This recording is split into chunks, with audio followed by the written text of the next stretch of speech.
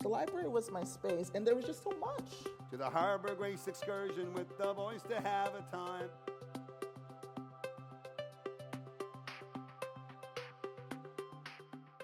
Thank you so much. So we're going to start with some self-introductions. So if I can ask Arlene and Morris to share a little bit about themselves and also your connections to your Chinatowns. And I've put very embarrassing photos of everybody up, but also photos that are really special to your relationships with Chinatown. First of all, I just want to make sure nobody has tickets for Taylor Swift because you're at the wrong place. Okay. I'm just delighted to be here, and I was really pleasantly surprised when I saw the picture that was used for my introduction, and I did find it very appropriate because it was taken when I was a teenager, not very long ago, of course, and it was the beginning of my search for everything Chinese. So growing up in Chinatown, going to Chinese school, working at my parents' restaurant, the Kwang Chow, doing Chinese dances at community events, this just put me on the path that's taken me on a lifelong journey seeking all things Chinese and brought me here tonight as an author and a Chinatown historian. And I'm so excited to be sharing the stage with Linda and Morris and with all of you here today.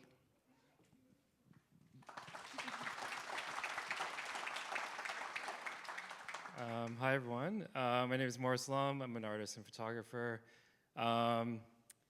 Thank you, Arlene. Thank you, Linda, for being here and participating in this talk. I'll just talk a little bit about this embarrassing photo of myself. This was taken like a week or two ago at one of Linda's events. And I'm actually holding a slide case of the late Valerie Ma and her documentation of Toronto's Chinatown. And within that slide case was some documentation of the first Mongshong that opened in Toronto. So it's very fitting that this photo represents this talk, but also just in terms of my interest in documenting Chinese Canadian history, Chinese American history, as well as talking about Toronto's Chinatown. So thank you.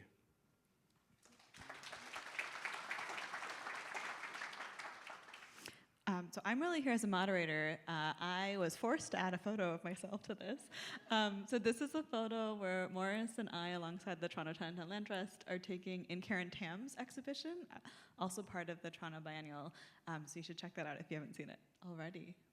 Okay. So this is why we're all here today to talk about Morris's work that is currently up in 2 locations. And Morris is shaking his head because Morris sees his work as a kind of way to spark conversations about Chinatown, or a way of looking more closely at Chinatown.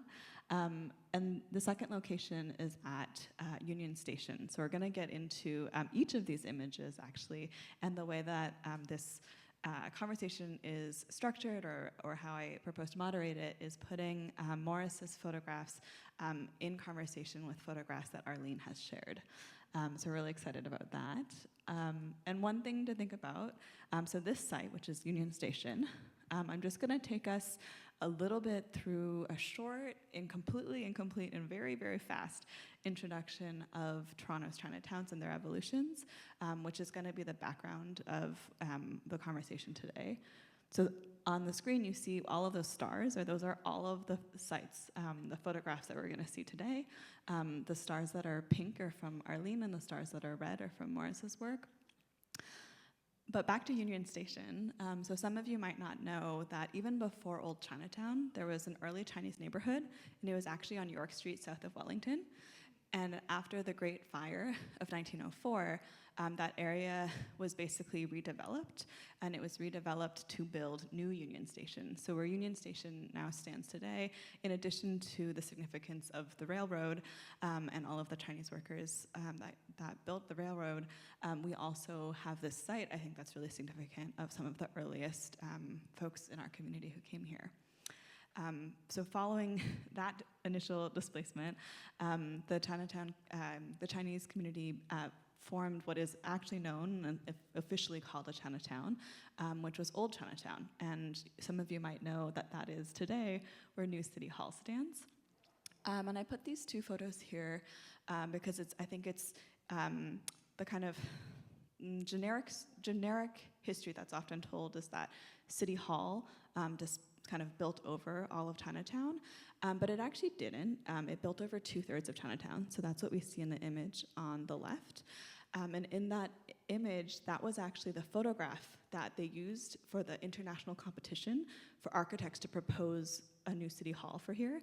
And in that competition brief, they wrote that the land was cleared and available and ready to receive the design. Of course, that was not true because under that little gray square was Chinatown, but 2/3 of it. And so we see in the foreground actually Elizabeth Street continuing, and we see in the photograph on the right, there's Nanking Restaurant, and the city hall's built and is behind it. So there was a long period of time actually where Chinatown continued to coexist in its old Chinatown location with City Hall. And there was a big Save the Chinatown campaign that is part of making that happen. So we're going to talk all about that today, but I just wanted to situate all of us kind of geographically. And so we have I've organized our conversation into sort of 3 different thematic topics, and there'll be a number of buildings that are kind of paired around a different theme, a number of photographs of those buildings. So we're gonna start with 3 photographs, one in Chinatown West, one in Old Chinatown, and one in Chinatown East to start this conversation. So I'm gonna hand things off to Morris first to talk about specifically these 2 photographs and the way that you've been working with the duration of time in your works. Yeah, thank you. What's on screen right now is some documentation images of this pairing that I created over 2 years, so 2021 and 2023. And on the very left there's a business called New Fashion Hairstyles, and it closed during the pandemic in 2021. And that business had been there for around 20 years. And during the pandemic, when I was just walking around and doing drives and thinking about documenting Chinatown, I noticed that this business was closing. So I was interested in wanting to document it through the camera, knowing that something might happen to either the building or to the business. And in 2023, if you see on the very right here, there's a soft serve ice cream business that opened in 2023. And that really sparked my interest in thinking about how places change over time, but also how this change happens really subtly. So this is a New Fashion Hair Salon. So I have this interesting story with Arlene. Actually, we did an interview with Omni TV last month, and I think this is the first time I've actually seen like this pairing of imagery. Right, I was at Union Station with Morris, and I was looking at this picture, and I said, when I do tours of Chinatown, I say, don't just look at what you see at street level, look up on the 2nd floor, because you can see for these 2 businesses, if you just looked at street level, you would just see these businesses side by side, and yes, they have changed over the years, and that is what I always say about Chinatown, change is the constant. So this is a really good example of seeing side by side the subtle changes that have happened. But more dramatically, those were 2 houses, like they were like homes. And you can tell from just looking on the 2nd and 3rd floors, you can see the roofs on them. But more importantly, you can barely see it on the left-hand side. You can see the red of the brick, but you can also see a bit of green on the eaves of the roof. And when you walk through Chinatown, the residential areas on Darcy Street, Baldwin Street, a lot of these 3-story Victorian homes are still there, red and a very dominant green. So that was a very, and I was very puzzled by this, and I didn't know if this was just, and they were always Chinese homes, so it wasn't like some other group had the same color scheme. It was definitely Chinese homes, and the big giveaway was in the front there would be a beautiful Chinese garden full of, winter melons and all kinds of vegetables. And I just recently learned that there is a Chinese phrase that says, red walls, green roofs. So I think that explains it. And I don't know if this is typical in other Chinatowns in the residential areas, if they also have this red and green. But if you walk through and really look at the colors, you'll still see many, many homes. And this one, it's just barely there, just barely faded. So when I told Morris, he said, never noticed that before. So again, it's just looking up on the 2nd and 3rd floors when you're walking on the street. Yeah, like when I was documenting the work, I sort of never thought about that, but it makes perfect sense based on our conversation. One other thing to say about this work and talking a little bit about the subtle changes and wanting to document it is sort of presenting the works together, so pairing the two images together. As Linda mentioned, it's presenting a sense of duration of time. So, in the exhibition at Union Station, there are two pairings of images, and Dominique and Miguel, the two curators of the exhibition, we talked about the experience of being in Union Station, and talked about sort of the flow and how people interacted within that space, and wanting to work with large light boxes was an interest of mine. So thinking about how can we sort of pair Chinatown, the history of Chinatown, but also like these large-scale photographs within the site of Union Station. So the orientation of the works are actually in the alignment of like a street. So as you pass through this hallway, which is called the Oak Room in Union Station, you're getting a sense of like walking through a Chinatown street.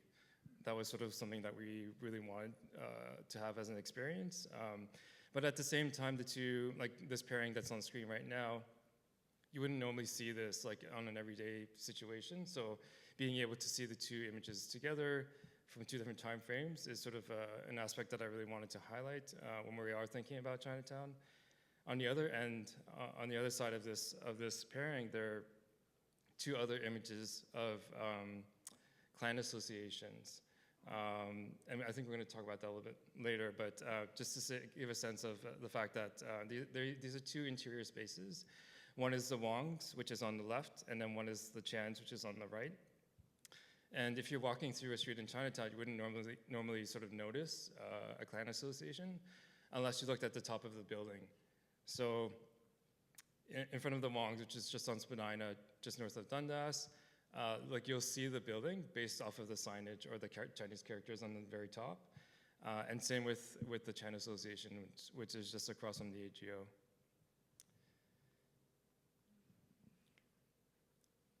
Okay. And speaking about looking closely at buildings and also all of the ways that additions have happened over the years, this is a really special building to Arlene. Maybe you can tell us about it. I'm a little attached to this building because it's known in the community back then was the Big Red House, and it's on the corner of Beverly and Dundas, right where the streetcar stop is. So if you're going east, there's a streetcar stop there, and that was our family home. So that's where my family, the Lum family, we lived here. And it's still standing. It's getting really quite run down, but back in the day, we moved there in 1959. We originally started off, my parents had a grocery store in the junction at Keele and Dundas, and then we moved to, in 1959, because my parents opened the Kwang Chow restaurant in Old Chinatown.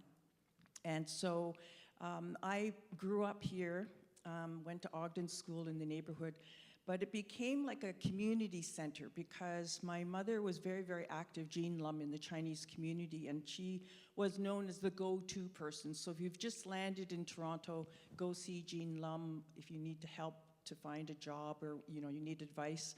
So it became like a community center, and when we moved into the house, my mother had the good sense to make this huge kitchen because there are 6 kids in our family. So 6 kids, and my parents are 8 people, so we had a huge table in the kitchen there, but it was constantly being used for meetings, people coming in to meet my mom. And it was also a place where we sat around at Chinese New Year and made Chinese dumplings, and it was, the house was known, it was funny because I was at a Chinese banquet, and you sit at these banquets, there's 500 people, it's so noisy, sitting at these tables of 10, and you can barely talk to the people on either side because it's so noisy.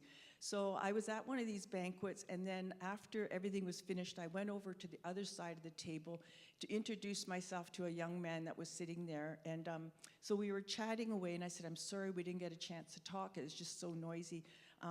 And he said, so I said, oh, where did you grow up? He said, well, I grew up in Chinatown. I said, oh, I grew up in Chinatown. And he said, yeah, we lived on Dundas Street. And I said, I lived on Dundas Street. And so then I told him I lived on the corner of Beverly and Dundas. He said, the Big Red House?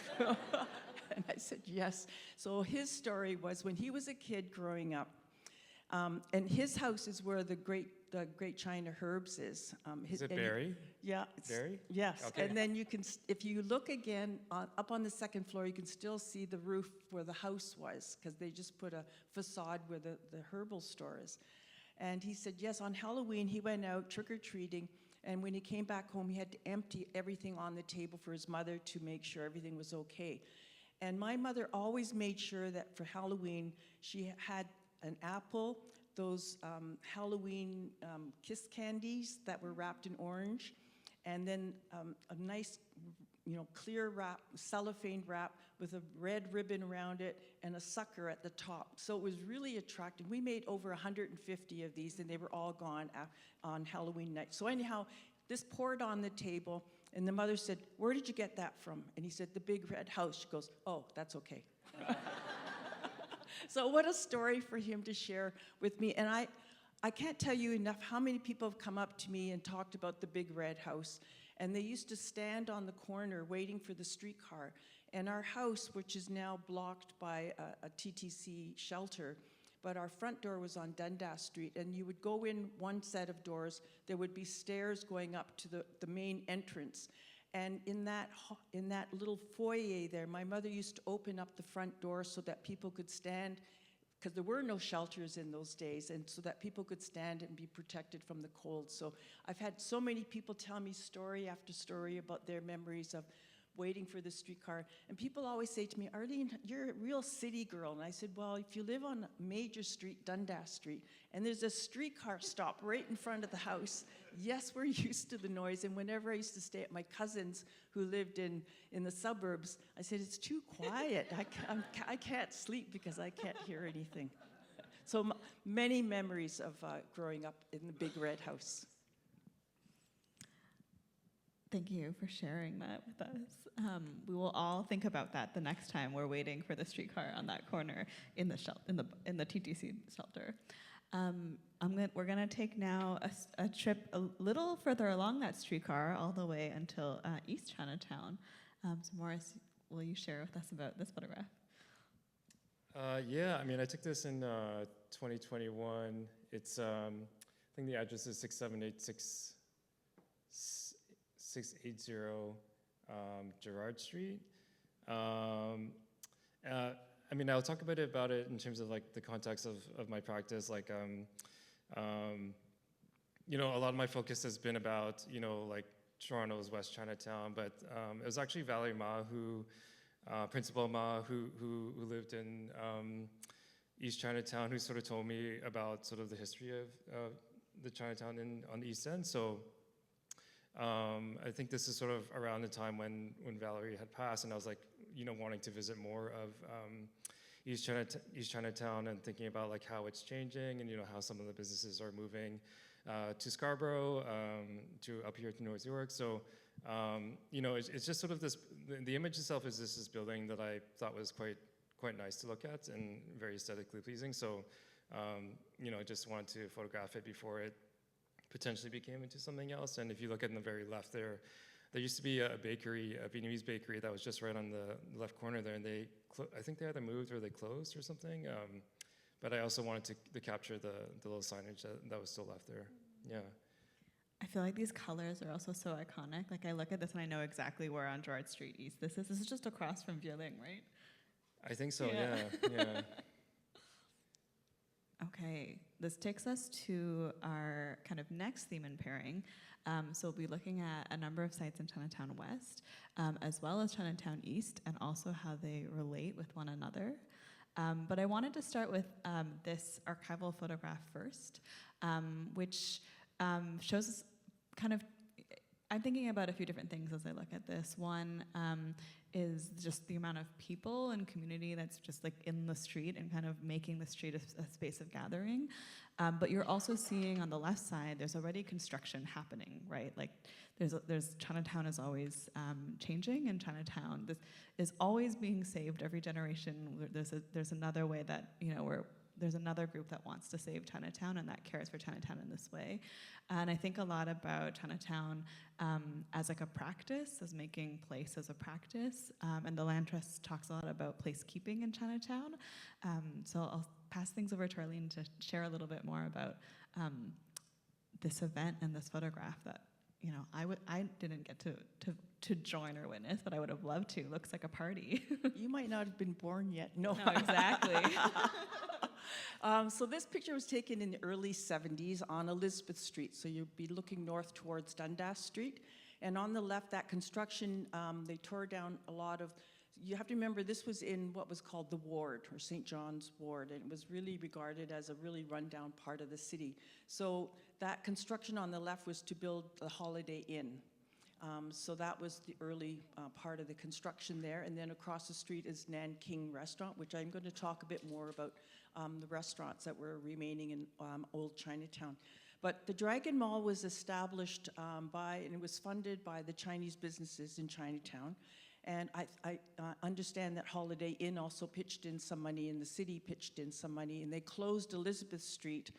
And this being in the early 70s, this is when multiculturalism hasn't really taken off, and we are still not the diverse city that we know today. So this was a really new and innovative idea to close the street and just have it as a pedestrian mall. And there was a gateway that was at the entrance off Dundas Street, and there were vendors and people selling food and clothing and souvenirs, and they had a stage, and you can see at the bottom of the screen a stage where they had entertainment, so they had performances, and there's a rock group performing at that time, an Asian rock group, and I was saying to Morris and Linda that I mentioned earlier that I was doing all things Chinese, but I also belonged to a rock group, and that was some other thing that was coming out of the big red house, because we used to rehearse in the basement of the house. So people said, yes, I remember I used to hear this music coming out of the basement. We were called the Asia Miners, and we were the first Asian Canadian band in Toronto. So 2 of my older brothers were in it, I was in it, and then 2 Japanese Canadian boys were in it. So. And my mother said it was okay for me to be in this rock band because my older brothers were in it and they would be looking after me. But boy, would she have been surprised. But anyhow, I'm getting a bit off topic. So we were one of the bands that played on the stage there. So this was, and the money that was raised for selling things for the food vendors was donated to the Monchong Foundation. And so the Monchong Foundation was the first charitable organization that was established in Canada. And the money was used to build a long-term care home, the Monchong Home for the Aged, which is at 36 Darcy Street. And it's still there, but it's been vastly expanded, which is great. And so that opened in the after, because of the fundraising. And the reason that there was a group of Chinese Canadians that felt that they needed to build this long-term care home was because our first Chinatown, up until Second World War, even going into the 60s, was what was known as the Bachelor Society era, because it was mostly men. Even when my mom got married, she got married in 1939, the ratio of men to women was 18-1. So very, very few women, very, very few families, only about a dozen Chinese families in those early years. So what happened after the war, there were all these men, and most of them were regarded as bachelors, but they were really married. They were not able to bring their wives and children over because there was an exclusionary law up until 1947.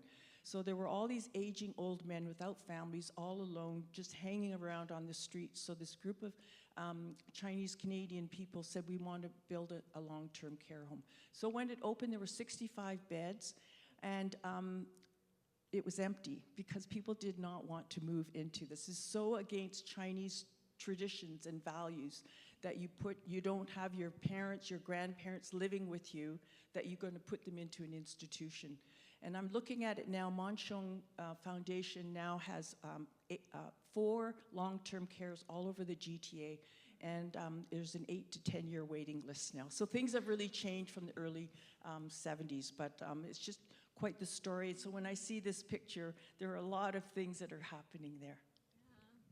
I'll also just situate us from this photo. So this is the first photo. So it's that first star on this map, which means that in this photo right behind us, so like where Arlene and Morris are right now, is like where New City Hall is.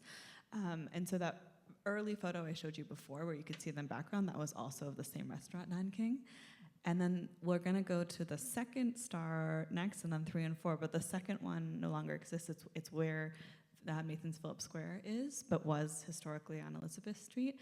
And these are known as the Big Four restaurants in Chinatown. So I'll invite Arlene to speak to that.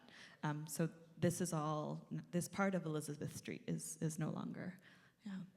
So the Big Four restaurants, so after the repeal of the Chinese Exclusion Act in 1947, the Chinese got the right to vote right across Canada. With the right to vote, they could go into public office. But as much as you change these discriminatory laws, the hardest thing to change are people's perceptions and attitudes, stereotypes. So after World War II, what we saw happening in Chinatown, because up until that time, any of the cafes and restaurants that were in Chinatown were very, very small.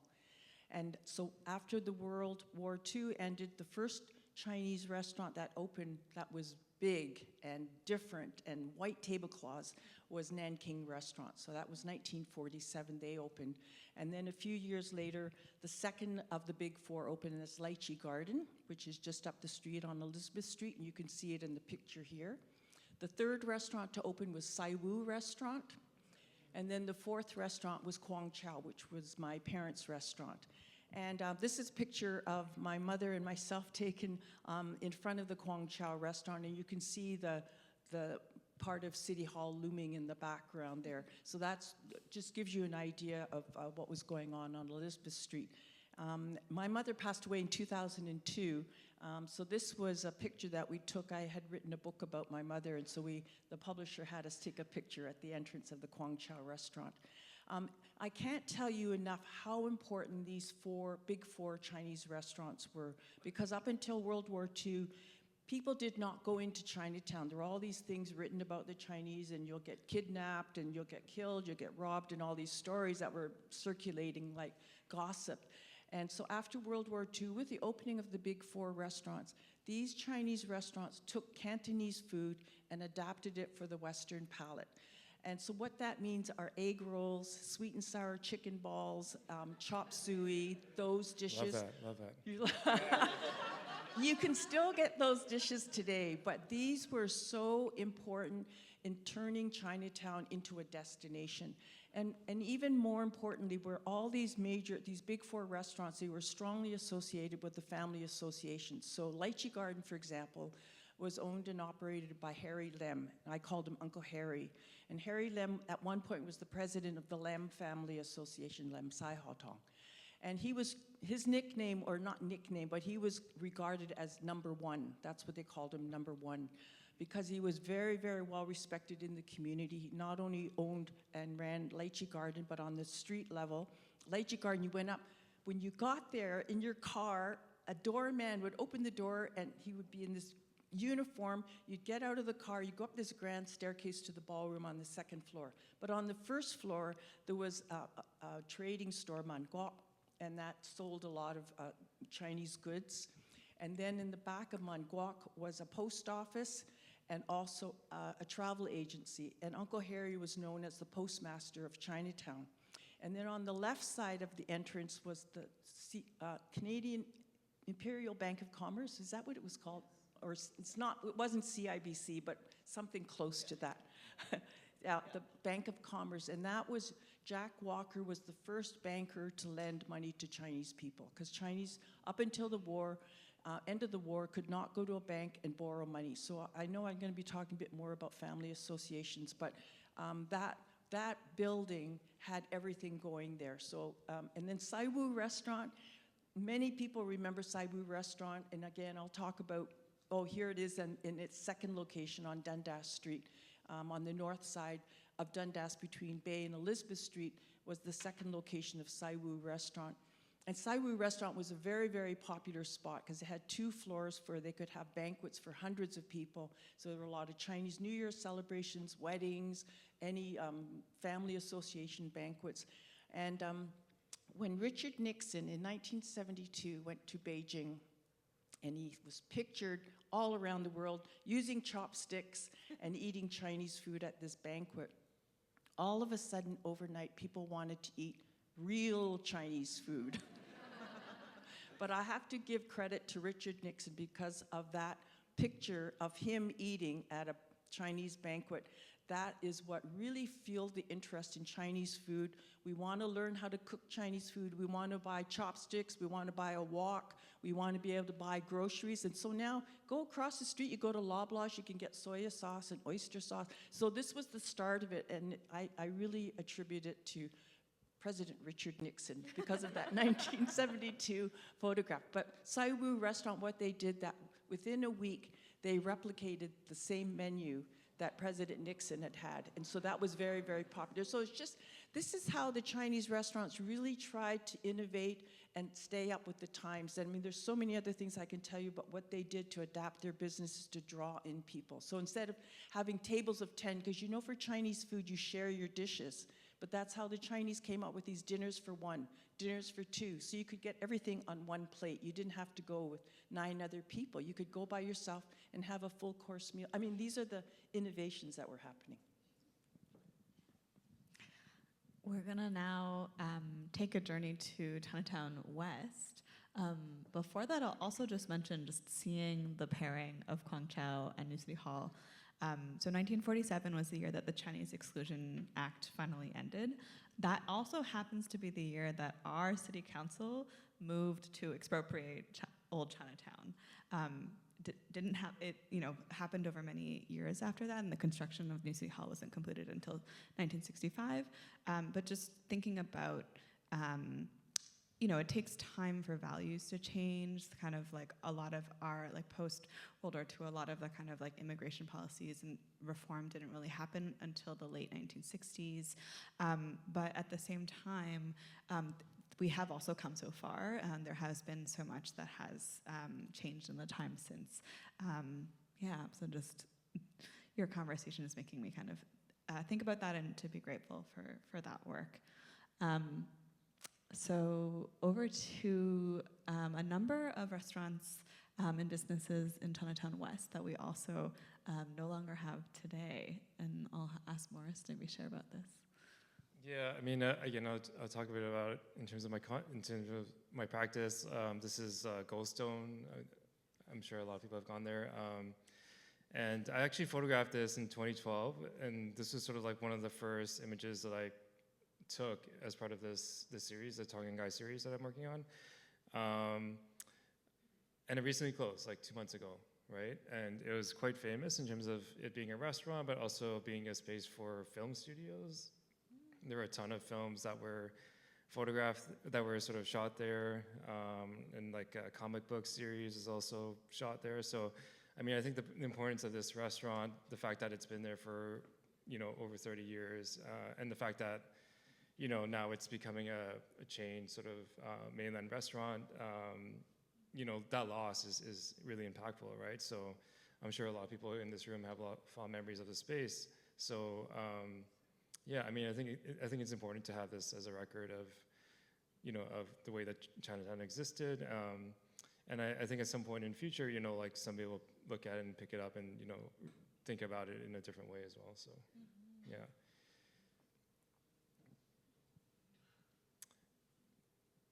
Yeah. I'm actually, maybe right before we move forward, I'm curious in the audience right now, how many people have been to one of the restaurants that have just been on screen, any of them? Oh, that's crazy. Wow.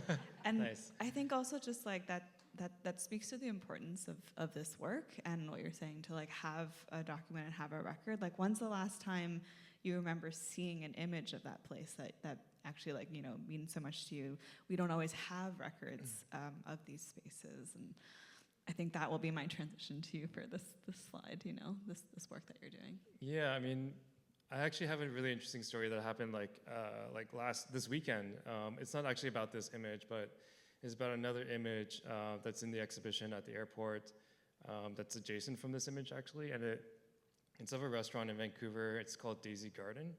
I don't know if anybody's been there. And the story behind Daisy Garden was that the building caught on fire in 2014, and the restaurant, had been a mainstay in that space, and it because of the fire, it closed down. And I found out the other day through this random Instagram DM that this person, Nicole Gomes, who's on Top Chef and all these like TV series, her uncle bought that restaurant before it caught fire. A couple years before, he was in the restaurant industry, he was in catering, and he was well respected within the industry. So it was actually a dream of his to actually buy that restaurant. So he bought it like a couple years before it actually caught on fire. So when it did catch on fire, Chef Gomes was like, my uncle was devastated by this. And there's been like a couple years where that space was just empty. Like there's no property in that space. And then a few years later, Newtown, the bakery that's just close to there, they purchased that property and rebuilt the building. But the story, what's impactful is that, because of the exhibition, because of the visibility of the work, Nicole was flying out of Toronto to get back to Vancouver, and she saw that piece, and it triggered her in this way that sort of brought back these memories of her uncle who passed away like not too long ago, and it just sort of speaks to the importance of the imagery, but also like the remembering fond places and stuff. Yeah. That also reminds me of a conversation we had about this particular image and also this particular restaurant, which we learned in conversation that Arlene and I have actually never been here before it closed, and I think like Morris, through your work, this is actually the only way that we get to know this place and still continue to have its memories. Yeah, I was trying to remember because I didn't go to Forest View Restaurant, but what was there originally was Unity Bank, and then it became Ming Court, and then it went through other transformations, and then this is the last one that was there, and now it's an RBC branch. But it's so, Morris has captured some of the buildings and what's changed there, but when I think back and look at a lot of the buildings, I said, this used like me. When I go to Huron Street, I said, you see on the second floor, so that's me always looking up above the street level, you can still see the sign of, used to be a fortune cookie factory. When I was a kid going to school, we used to stop there because all the rejects that didn't work out, they would give them to us, like all these flat, fortune cookies or something's ripped about it. So it's just so many memories and so many layers of stories and history. So when you look at a building, it's not just the building, it's all these stories that are associated with that particular building. Yeah. Just out of curiosity, does anybody remember the Forest View? Yeah? Did somebody say where was it? It was on Dundas Street. Like if you see on the very right here where the RBC is, just on Dundas. It was on the second floor. And the building, we looked at an image of this building before the RBC, and there used to be these two lions that were there. I don't know if anybody remembers those. Yeah. Okay, I'm also timekeeper, so I'm going to move us forward. I'm going to take us through to our last 3 images, but 4 places. And we talked about it a little bit before, but we're going to talk about some of the family associations in Chinatown. But maybe we can start with how you've situated in this site, because one of the things that I thought was really remarkable is how life-size these feel. And I keep seeing people posting selfies with these family associations. I keep thinking they're there. I'm like, oh, like Yan went to the Chan Association with Morris, like cool. And then then I learned oh no, it's actually that's the whole point of this. And how you've kind of curated how to show the work so that people really feel like they're transported to the interiors. So I don't know if you wanted to add anything. Yeah, again, in terms of talking about the curation of this exhibition, wanting to present images and spaces of Chinatown that aren't normally seen on the street, but just through this opportunity, people are, get a glimpse of these particular associations. Again, the Wongs on the right, and then the Chans sorry, the Wangs on the left and the Chans on the right. And actually, I mean, just in terms of how I got access to these spaces, actually through the network, people here, Arlene, who got me access to the Wangs. Right, because I actually, when I first saw this photo, I thought this was the Wong Association in like Vancouver. Like I had no association of this in Toronto because I've never been in this building. So it's also incredible to be able to like kind of be in these spaces through your work.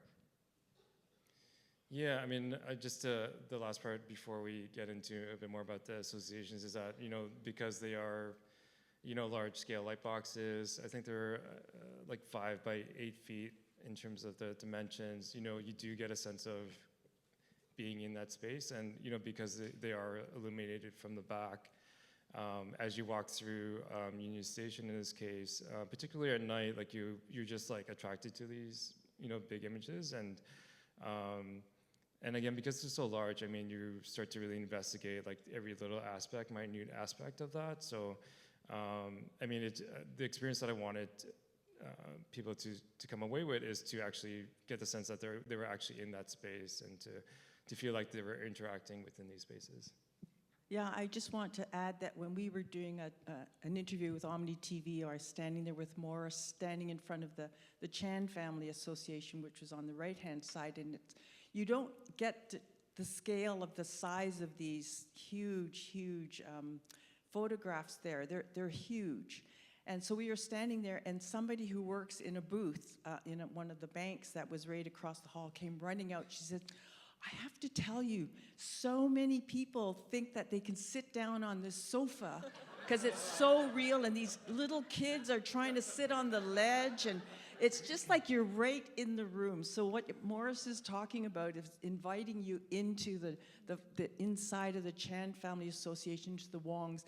This woman came out and she said, you won't believe how many people are actually they think it's 3D because it's just so big, and these people that are trying to sit on the sofa. Yeah, I mean, also too, people were trying to play mahjong because the Chan Association, when we, there's a slide at the end where we're looking at the Chan Association, but you know, I find it really interesting that people would interact with these images, and yeah, no, thank you to the Biennial for this opportunity. Yeah. Okay. Maybe I'll take us to first the Wong Association, then the Chan Association. But this is which year did you take this photograph? Do you remember? 2016. So it was 2016. But also let's take us back historically to I don't know if this is the original location. Is this the very, very first location of the Wong Association? Yeah. Over to you, Arlene. Yeah, so we're back on Dundas Street on the south side between Bay and Elizabeth Street. And this is right across the street from Saiwu's second location. The second location of Saiwu. So on the building on the left-hand side is the former Wong Association, which was an amalgamation of 2 Wong associations. And then to the right is the Lem Family Association, Lem Sai Ha Tong. And I can't tell you enough how important these family associations were before World War II for the Chinese community. The Chinese were really segregated. They were really mistreated. They were really picked on. So they could not go to the government to get any settlement services. They couldn't go to banks and borrow money. So the family association, so if you come into a new city and you're a Wong, you look for the Wong Association. If you're a Lum, you look for the Lum Association. Or if there isn't an association with your surname, then you would look for a locality association. They're from the same village or the same county. And there were also political associations, so you're either pro the Manchu government or you're pro the nationalist government that was up and coming. So these were the kinds of associations where the Chinese would go and they would be able to borrow money, they would be able to deposit money. If they needed legal help, they went there. If they're looking for a place to live or looking for a job, they needed help writing letters and sending them back to China, they went to their family association. So these were the foundation, really important for the early Chinese community. So these associations are still in existence today. Unfortunately, their role, of course, is significantly changed. It's now reduced because there are so many other services that are available elsewhere. So the membership is, they're mostly seniors, and so they're all struggling. How can we attract the young people to come out and support these family associations? But how they're surviving now is that, for example, this is a picture of the former Saiwu restaurant. So this building on the third floor was the Lem family. They had the whole third floor. That's where they held their meetings. That's where you put your money in on Sundays.